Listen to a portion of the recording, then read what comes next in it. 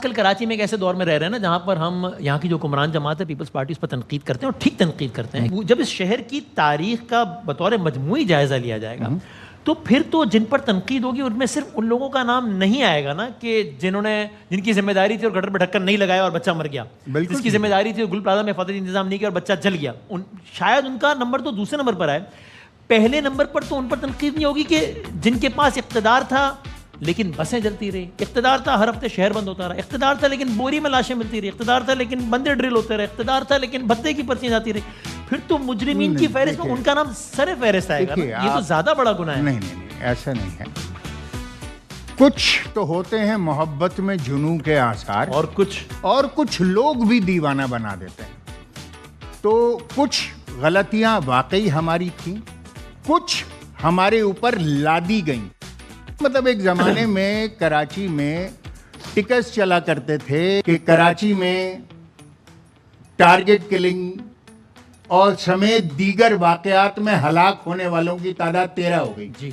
उसका इंप्रेशन ये बनाया जाता था कि जैसे 13 लोग टारगेट किलिंग के वाकयात में हलाक हुए हों, भले ही वो किसी आशिक ने अपनी माशूक के भाई को गोली मारी है। एमक्यूएम का मिलिटेंट नहीं, मैंने आपसे ये अर्ज की कि कुछ गलतियां हमारी भी हैं, कुछ बिल्कुल।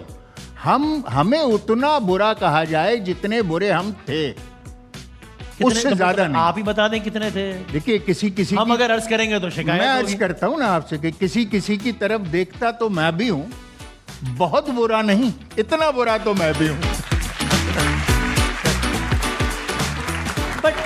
यानी आर यू क्या कहूँ मैं, मतलब आपको एक पशेमानी है कि यार बहरहाल मेरी वाबस्तगी उस जगह से रही कि जो सख्त जुमला है कि जो कुछ माओं की गोदियां उजड़ने का सबब बना, नहीं होना चाहिए था, क्योंकि इससे बड़ा तो जुर्म क्या ही हो सकता है। देखिए पशेमानी बहुत बड़ा लफ्ज है।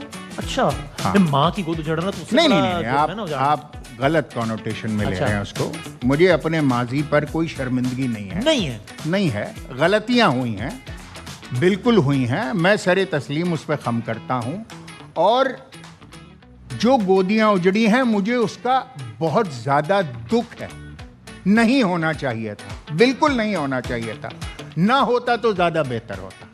मगर जो हमने जिस तरीके के हालात गुजारे हैं, जिन माओं की हमारी गोदियां उजड़ी, वो भी उतना ही ज्यादा काबिल अफसोस है। मैं यही आपसे अर्ज कर रहा हूं कि अगर उसकी इब्तिदा के जिम्मेदार हम होते तो पशेमानी की बात होती। वायलेंस तो जस्टिफाई किसी भी सूरत में नहीं किया जा सकता। देखिए वायलेंस बिगेट वायलेंस 50 साल की तारीख है भाई। 50 साल बाद मुहाजिर कौम ने रिएक्ट करना शुरू किया। 50 साल बाद। किस सन की बात है जब रिएक्ट करना शुरू किया रफली? May be 88-90। एमके मक्की की और एमके में कब तब तफरीक हो गई थी? किस साल?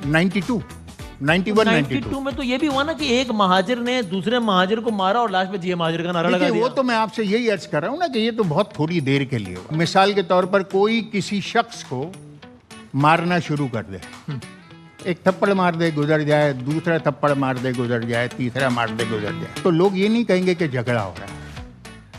अगर दूसरा शख्स जवाब दे दे तो फिर कहेंगे झगड़ा हो गया। तो आप कब तक एक थप्पड़ खाते रहेंगे? कब तक? तो फिर आप उसके जवाब में फिर दो। कभी ऐसा भी वक्त आएगा कि आपका सब्र का दामन छूटेगा और फिर आप रिएक्ट करेंगे। और जब आप रिएक्ट करेंगे, और जब रिएक्ट करेंगे तो लोग कहेंगे ये रिएक्शन है और हंगामा हो गया, और हंगामे का जिम्मेदार उसको करार देंगे जिसने रिएक्ट किया है। एक्शन मतून नहीं हुआ, रिएक्शन मतून हो। तो आप ये मैसेज दे रहे हैं इंतहाई सीजन और सीनियर पॉलिटिकल वर्कर होने के बावजूद कि यार तुम्हें लगता है अगर तुम्हारे से ज्यादती हुई है तो फिर यार फिर दो जवाब जितना बन सकता है। आज पीटीआई ये कहती है यार आपने हमें दीवार से लगाया, हो गया 9 मई। मतलब वो एग्जैक्टली ये नहीं कहते, वो तो कहते हमने नहीं किया, लेकिन वो कहते हैं ना कि एक नैरेटिव है कि यार आपने कब दीवार से लगाया, फिर हमने भी कर दिया यार, ठीक है यार। नहीं तो फिर ठीक है, तो सभी ठीक है ना? नहीं, देखिए there is always a line.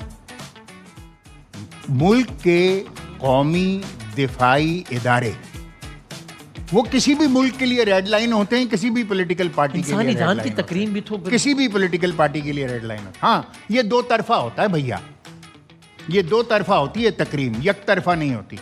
एक मिसाल से फिर आगे बढ़ते हैं कि मैं उसका एक MPA रजा हैदर साहब को शहीद किया जाता है, जो कि जाहिर जुल्म है, बर्बरियत है किसी की, और उस एक रात में फिर कराची में 100 हाँ वो बंदा मारा जाता है, और उस सारे का सारा इत्तेफाक से एक ही मखसूस बैकग्राउंड नहीं होना चाहिए, नहीं होना चाहिए।